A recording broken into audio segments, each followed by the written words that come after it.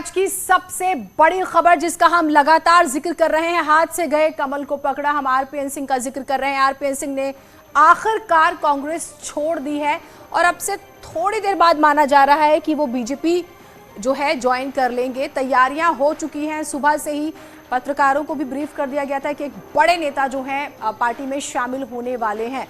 अब इसके बाद से बहुत सारे सवाल हो रहे कि कांग्रेस का एक स्टार प्रचारक जब पार्टी को छोड़ देता है, एक वो नेता जो 4 दशकों से पार्टी में रहा, वो नेता जो मंत्री रहा, विधायक रहा, सांसद रहा, पूर्वांचल का बड़ा नेता माना जाता है, तो पार्टी को कितना बड़ा नुकसान होगा, ये एक पहलू है। दूसरा पहलू ये कांग्रेस के लिए कि उन्हें कितना बड़ा नुकसान होगा। और एक और सवाल उठता है वो ये कि समाजवादी पार्टी, क्योंकि अभी छोटे छोटे दलों के साथ अलायंस में है और जो नेता समाजवादी पार्टी में शामिल हुए हैं, और हम खास तौर से स्वामी प्रसाद मौर्य का जिक्र कर रहे हैं, पडरौना माना जा रहा है कि उनके सामने पार्टी इन्हें उतार सकती है, तो फिर कितनी बड़ी चुनौती समाजवादी पार्टी के लिए। और अब जो ट्वीट है, क्योंकि आप लगातार अलग अलग प्रतिक्रियाएं आ रही हैं, रिएक्शंस आ रहे हैं जिसका हम जिक्र करें तो वो आपको दिखाते हैं। इससे पहले आरपीएन सिंह ने ट्वीट करके अपने इस्तीफे की जानकारी दी। उन्होंने लिखा, आज जब पूरा राष्ट्र गणतंत्र दिवस का उत्सव मना रहा है, मैं अपने राजनीतिक जीवन में नया अध्याय आरंभ कर रहा हूं। जय हिंद। वो ये ट्वीट में अपने लिखते हैं, जो हम आपको ट्वीट उनका दिखा रहे हैं। तो आरपीएन सिंह ने कांग्रेस पार्टी को बाय बाय कह दिया है, जिस हाथ को उन्होंने थामा हुआ था, और कांग्रेस के एक नेता के तौर पर हम लगातार उनका जिक्र कर रहे हैं।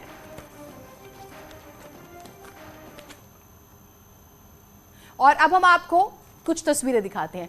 आरपीएन सिंह ने सोनिया गांधी को अपना इस्तीफा भेजा और ट्विटर पर अपने प्रोफाइल को भी बदल दिया। अब थोड़ी देर बाद आरपीएन सिंह बीजेपी ज्वाइन कर लेंगे। यह इस्तीफा जो आप देख रहे हैं, शुक्रिया अदा करते हैं और तुरंत प्रभाव से जो है पार्टी छोड़ने का जिक्र करते हैं, तत्काल प्रभाव से आप इसे समझ सकते हैं। उसके बाद क्योंकि आजकल सोशल मीडिया पर आप तब्दीलियां देखते हैं, कोई भी नेता कुछ भी, आप देखिए अपनी डीपी बदलते हैं एकदम से, जब कुछ चेंज करना हो, पार्टी का नाम जो है बदल देते हैं, कई बार कुछ भी नहीं लिखते हैं, तो ट्विटर जो है दरअसल बहुत कुछ कह देता है। तो यहाँ पर एक बदलाव नजर आया और फिर थोड़ी देर में बीजेपी ज्वाइन करेंगे, ये भी जानकारी आ रही है। तैयारियां हो चुकी हैं।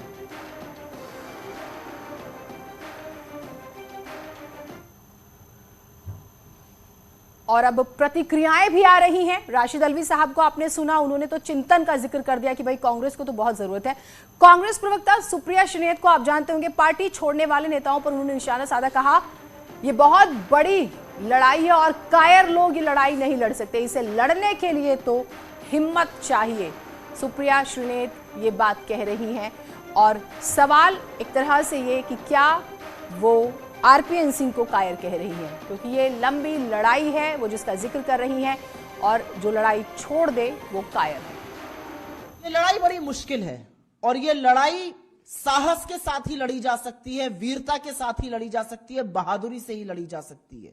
क्योंकि ये लड़ाई आप एक दंभकारी सरकार, उनके अहंकार, उनकी एजेंसीज, पूंजीवाद, हर तरह के लांछन के खिलाफ लड़ रहे हैं और इसको लड़ने के लिए बूता चाहिए। ये सच की लड़ाई है, ये सिद्धांतों की लड़ाई है। इसको लड़ने के लिए बूता चाहिए, इसको लड़ने के लिए वीरता चाहिए, साहस चाहिए। और जैसा कि प्रियंका जी कहती हैं, कायर इस लड़ाई को लड़ नहीं सकते। जो जहां जा रहा है, हम उनको बिल्कुल अपनी ओर से शुभकामनाएं देते हैं उनके उज्जवल भविष्य की, और हम आशा करते हैं कि शायद उनको समय रहते ये पता चलेगा कि लड़ाई लड़ना, शिद्दत से लड़ाई लड़ना वीरों की निशानी है। वहीं आरपीएन सिंह के इस्तीफे पर स्वामी प्रसाद मौर्य का बयान भी सामने आया है। लखनऊ की हम बात करेंगे, न्यूज 18 की संवाददाता अनामिका ने उनसे बातचीत की, सुनिए जरा क्या कह रहे हैं मौर्य साहब। एक बड़ा डेवलपमेंट इस बीच दिल्ली में हो गया। आरपीएन सिंह जो कि आप ही के क्षेत्र से आते हैं, पूर्व केंद्रीय मंत्री रहे हैं, वो आज कांग्रेस छोड़ चुके हैं, इस्तीफा दे दिया उन्होंने और बीजेपी में शामिल हो रहे हैं। वो क्या लगता है आपको कि बीजेपी ने आपको काउंटर करने के लिए उस क्षेत्र में आरपीएन सिंह को अपने पाले में लेके आ रही है? देखिए,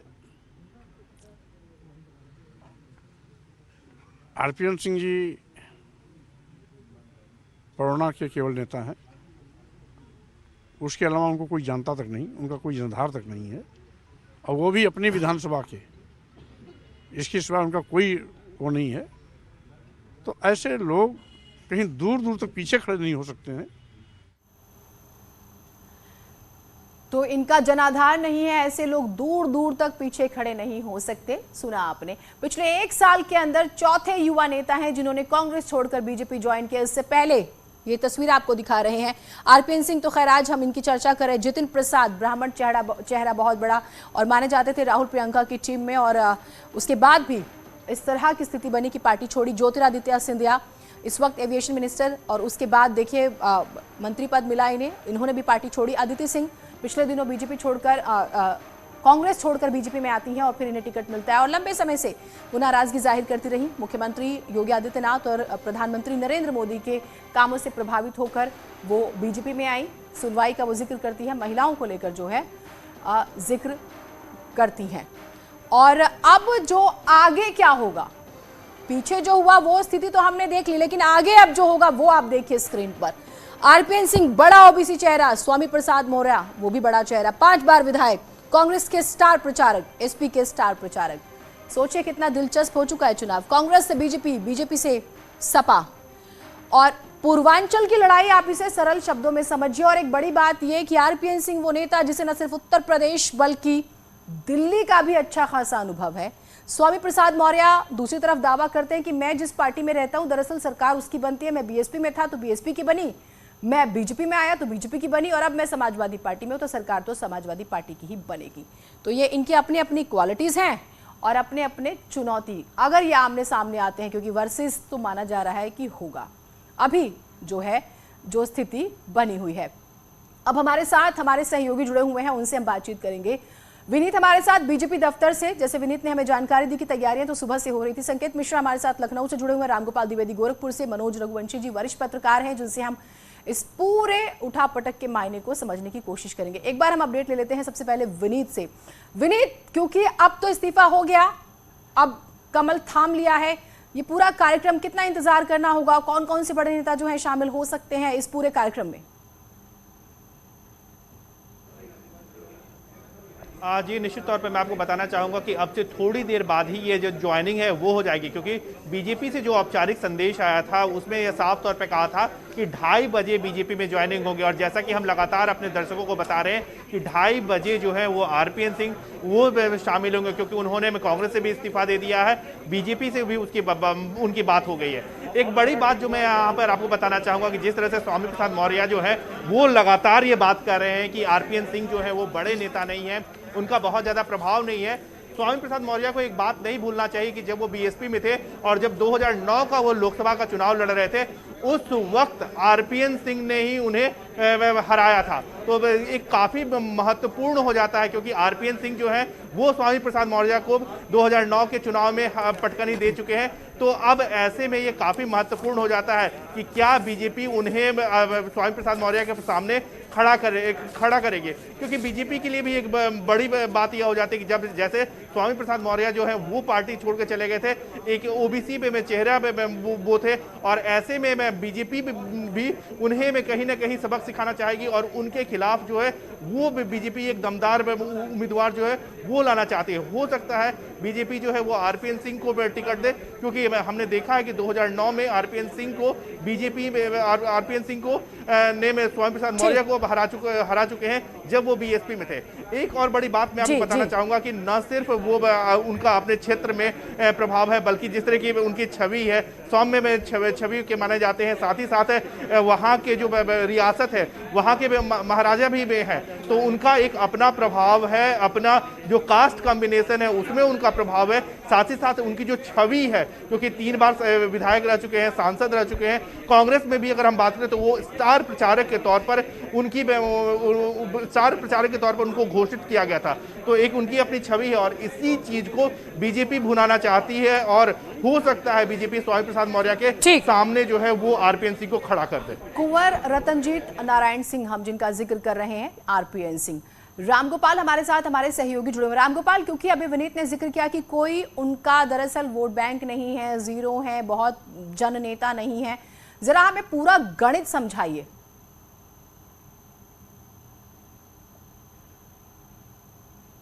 अगर हम कुशीनगर की सियासत की बात करें तो कुशीनगर की सियासत पर जो आरपीएन सिंह का परिवार है, राज परिवार है, उसका दबदबा रहा है।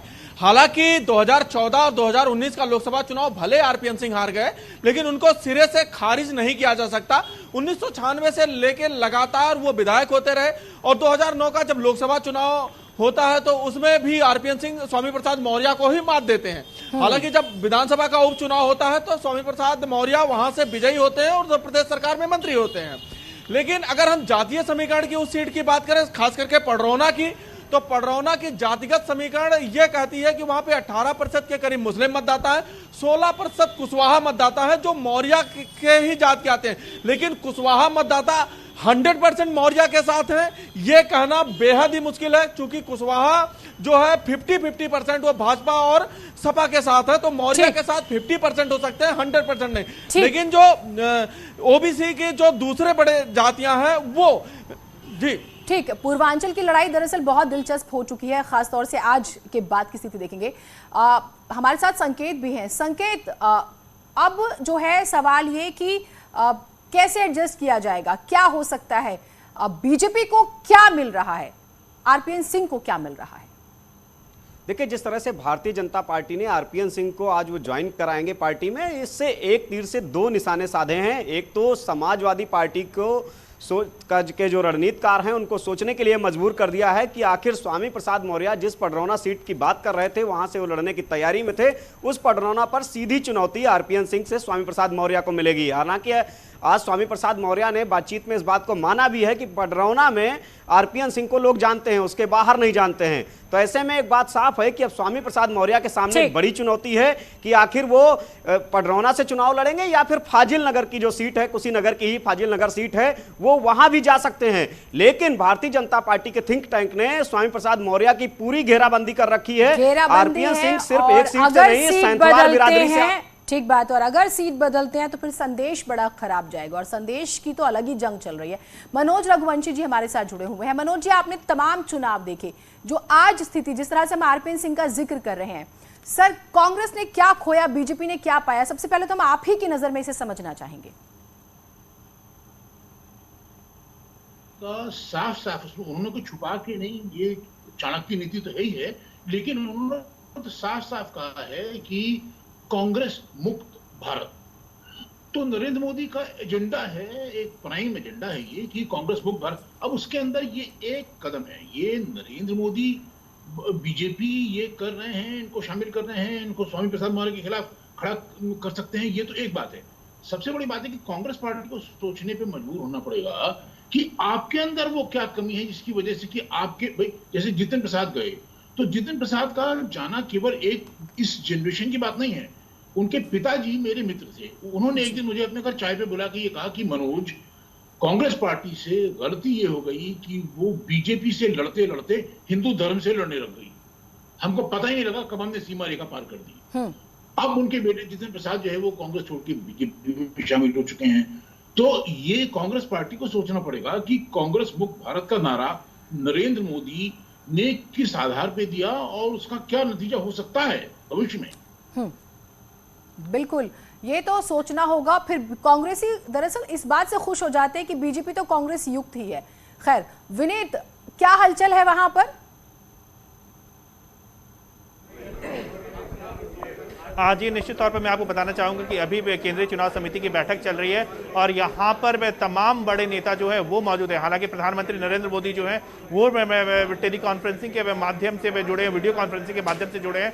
लेकिन यहाँ पर बीजेपी के राष्ट्रीय अध्यक्ष जेपी नड्डा मौजूद है, केंद्रीय गृह मंत्री अमित शाह मौजूद है, यूपी के मुख्यमंत्री योगी आदित्यनाथ मौजूद है, इसके साथ ही साथ जो दोनों डिप्टी सीएम है वो मौजूद है, प्रदेश अध्यक्ष जो है वो मौजूद है। और अब हम देखना यह होगा कि जब उन्हें ज्वाइन करवाया जाएगा तो निश्चित तौर पर चूंकि हाई प्रोफाइल ज्वाइनिंग होगी तो निश्चित तौर पर जैसा कि हमने पहले भी देखा था जब अपर्णा यादव आई थी उस वक्त दोनों डिप्टी सीएम मौजूद थे, प्रदेश अध्यक्ष मौजूद थे।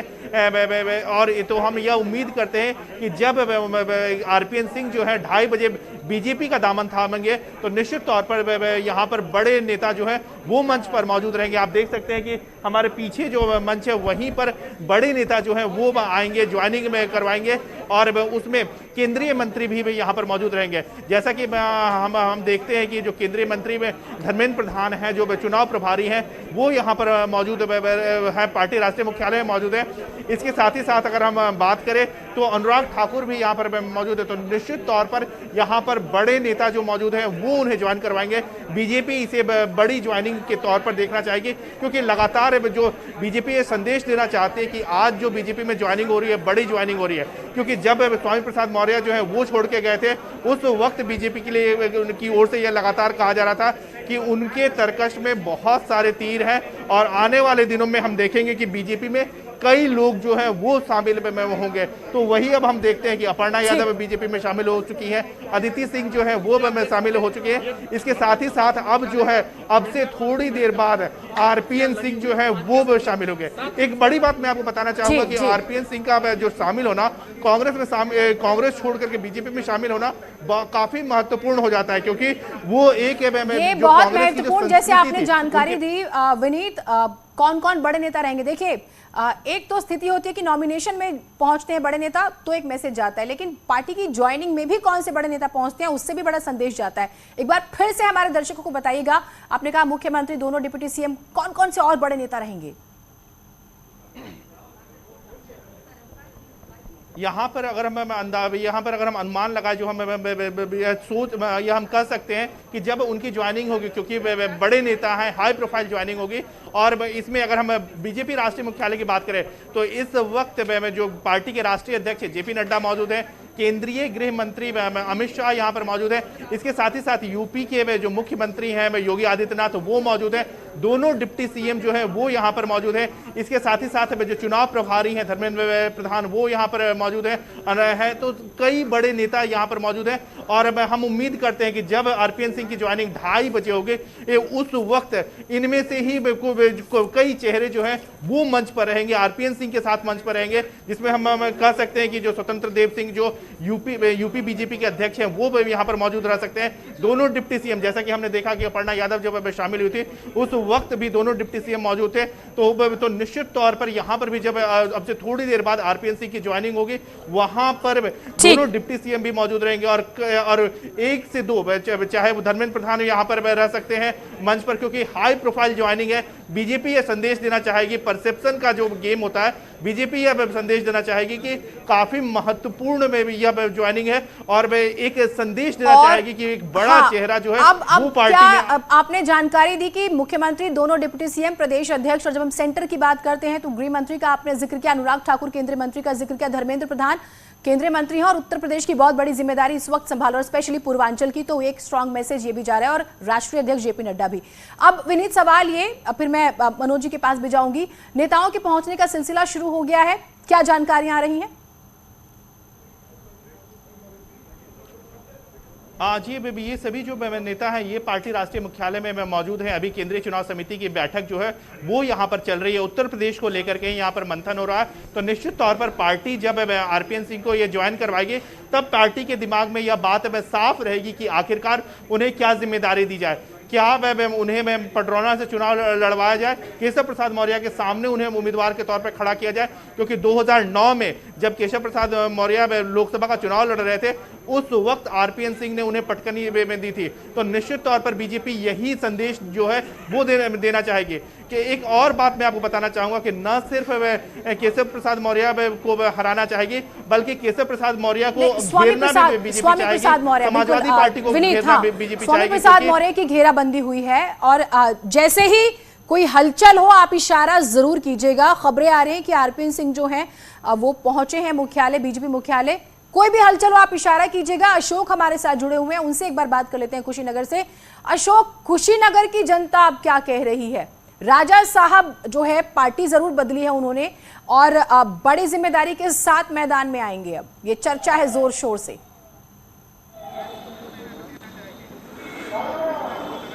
जी बिल्कुल, स्वामी प्रसाद मौर्य के भारतीय जनता पार्टी छोड़ने के बाद से ही यह कयास लगाया जा रहा था कि जो कांग्रेस के बड़े नेता हैं, खानदानी रूप से कांग्रेस पार्टी में रहे हैं, इनके पिताजी सीपीएन सिंह इंदिरा गांधी की सरकार में रक्षा मंत्री रहे हैं और मनमोहन सिंह की सरकार में आरपीएन सिंह खुद कई मंत्रालय देख चुके हैं। गृह राज्य मंत्री, प्रयास लगाया जा रहा था या कि कहीं ना कहीं भारतीय जनता पार्टी उन्हें शामिल कराने की कोशिश करेगी और वही हाल हुआ है कि आज आरपीएन सिंह जी भारतीय जनता पार्टी में शामिल होने जा रहे हैं। राजनीतिक मिसाल की बात करें तो कहीं ना कहीं मैं आपके पास आऊंगी। एक्सक्लूसिव तस्वीरें एक बार अपने दर्शकों को दिखाएंगे। न्यूज़ 18 की स्क्रीन पर ये तस्वीर सामने आई है, वो हम आपको जरूर दिखा रहे हैं। और बीजेपी के साथ पडरौना के कुंवर जिनका हम जिक्र करे थे, तस्वीर से नजर आप ना हटाइए। हर हलचल सबसे पहले न्यूज़ 18 आपको बताएगा। राजनीतिक कितना बड़ा पॉलिटिकल डेवलपमेंट हुआ है ये पूर्वांचल के लिहाज से। और एक बहुत प्लस पॉइंट ये है कि आरपीएन सिंह न सिर्फ उत्तर प्रदेश पूर्वांचल को समझते हैं बल्कि वो दिल्ली को भी समझते हैं। कांग्रेस पार्टी का हम जिक्र कर रहे हैं और वो लंबा अनुभव है। आप अपनी बात पूरी कीजिएगा अशोक, तस्वीरें जो आ रही हैं वो भी दिखानी बहुत जरूरी है। आप अपनी बात पूरी कीजिए।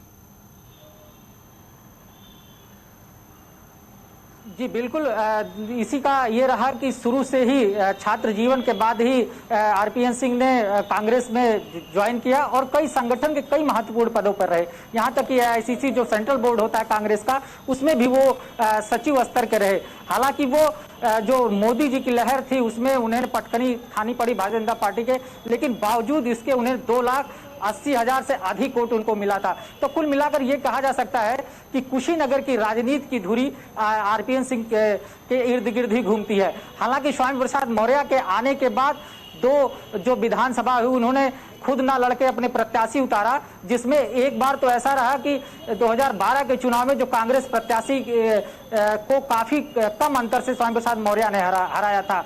तो कुल मिलाकर जो जातिगत आंकड़ा है, जो राजनीतिक विरासत है, उसको लेकर यह कहा जा सकता है कि कुशीनगर की राजनीति में एक बड़ा परिवर्तन होने जा रहा है जब आज कुंवर आरपीएन सिंह जी भारतीय जनता पार्टी में शामिल होंगे।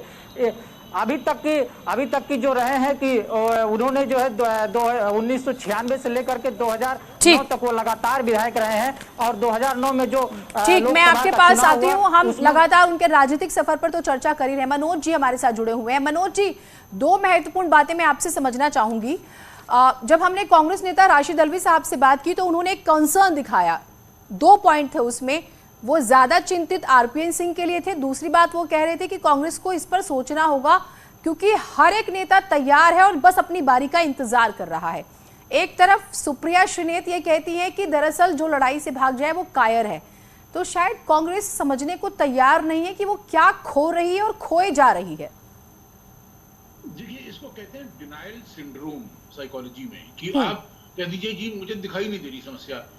मतलब सुप्रिया श्रीनेत जी का ये कहना कैसे जायज हो गया कि ये डरपोक हैं, कि कल तक तो आपके स्टार कैंपेनर डिक्लेयर्ड थे वो, आज वो तो अगर वो डरपोक थे तो आपने स्टार कैंपेनर क्यों बनाया था उनको? और अगर वो डरपोक थे तो क्या आपको इतने साल पता ही नहीं लगा कि वो डरपोक हैं? आपने स्टार कैंपेनर बना दिया। हाँ। जब वो बीजेपी में जा रहे हैं तो अब वो डरपोक हो गए।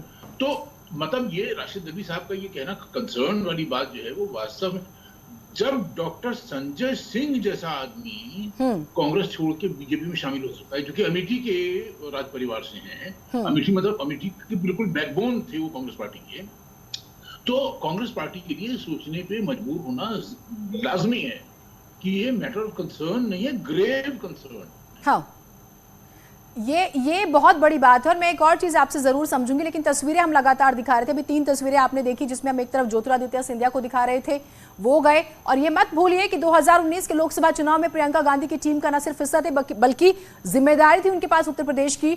और उसके बाद उनकी नाराजगी बाद में सामने आती है और ज्यादा पार्टी छोड़ देते हैं। उसके बाद हम लगातार बात कर रहे हैं कि किस तरह से जितिन प्रसाद नाराज रहे, बातचीत मान मनोवल, फिर भी पार्टी छोड़ी उन्होंने, उनको लेकर भी तमाम तरह की बात हुई। और अब आरपीएन सिंह को लेकर ये बातें हो रही हैं। क्योंकि हम कुशीनगर का जिक्र कर रहे थे अभी और पडरौना की बात कर रहे थे, खासतौर से रामगोपाल, पडरौना का जब जातिगत समीकरण देखते हैं तो एक चीज तो समझ में आती है, तकरीबन ब्राह्मण 19%, क्षत्रिय 11%, वैश्य 8%, सामान्य जातियां 3% और यादव 6%, कुशवाहा 6% और सेंथवार 5% और अनुसूचित जातियों का जिक्र करें 18% और मुस्लिम 18%। अब सवाल यह है कि जिस घेरेबंदी की बात हो रही है, स्वामी प्रसाद मौर्य जो बोले बड़े बोल, लेकिन चिंता तो हो गई होगी अब।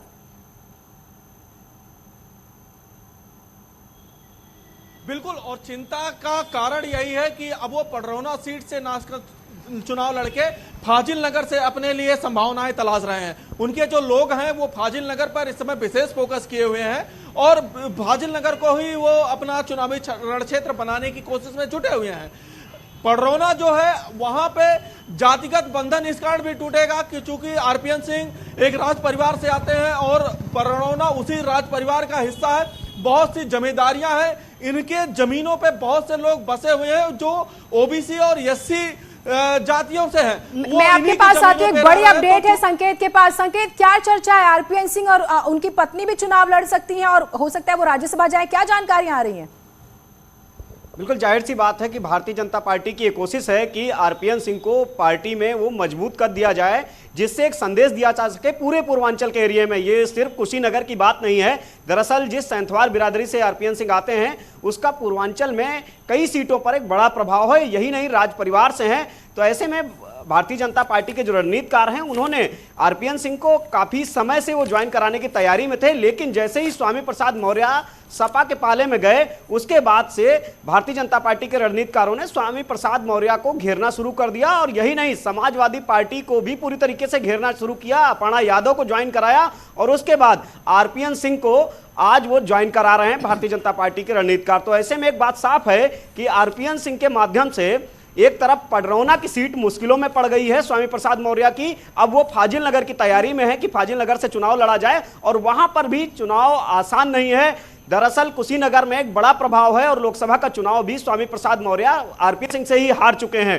तो ऐसे में एक बात साफ है कि भारतीय जनता पार्टी ने जहां एक तरफ कांग्रेस को झटका दिया है, वहीं सपा की मुश्किलें बढ़ा दी हैं और स्वामी प्रसाद मौर्य को एक करारा जवाब दिया है। चाहूंगी आप जरूर इसको और खुल के बताएं। देखिए, हम रोजाना सुनते हैं भाई दिल्ली उसी की जिसका उत्तर प्रदेश और उत्तर प्रदेश उसका जिसका पूर्वांचल। हालांकि ये जानकारी सूत्रों के हवाले से आ रही है, ये हम स्पष्ट करते हैं। अब मेरा सवाल ये है कि ओम प्रकाश राजभर और स्वामी प्रसाद मौर्य लगातार कहते रहे कि भाई हम जिसके साथ होते हैं सरकार उसकी बनती है और पूर्वांचल में बीजेपी जो है लगभग अब नुकसान उठाएगी। लेकिन ये जो एक मास्टर स्ट्रोक आज सामने आया है, परेशानी तो लगता है बहुत ज्यादा बढ़ गई होगी। जाहिर सी बात है कि पूर्वांचल को पूरी तरीके से भारतीय जनता पार्टी ने पूर्वांचल में घेराबंदी शुरू कर दी और खासकर ओबीसी वोट बैंक को साधने की बीजेपी के रणनीतिकारों ने पूरी कोशिश की कि पूर्वांचल की सियासत ओबीसी वोटों के इर्द गिर्द रहती है, जहां उनके पास में पूर्वांचल में योगी आदित्यनाथ जैसा चेहरा है।